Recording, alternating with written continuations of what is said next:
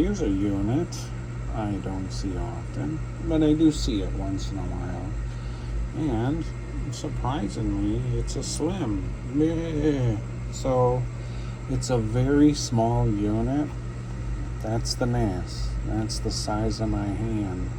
I took it out of the shell, but these are really tiny NASs. You can carry this thing anywhere you go, even on a business trip and travel.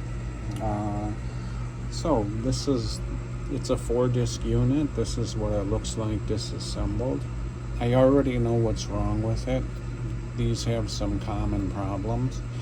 I also test them with some of my drives. This is really a taken apart drive, just easier to use. But these units only take like small, what are these, the 2.5 drives. So, but this is what it looks like. I thought I would just show it to you because some people wonder what these look like.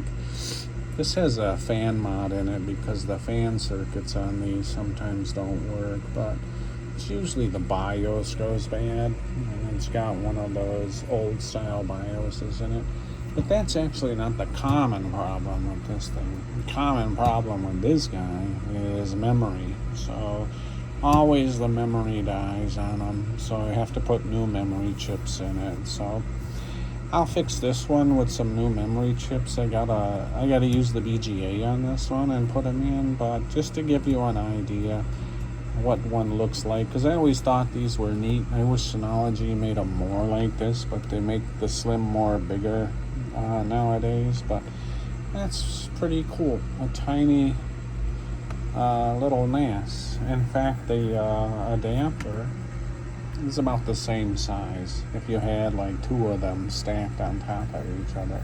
And it's neat because it's a full NAS and you can travel with this and you go places, other states or countries, and you put some big drives in this thing too. So neat little guy, and I always love seeing these when they come in.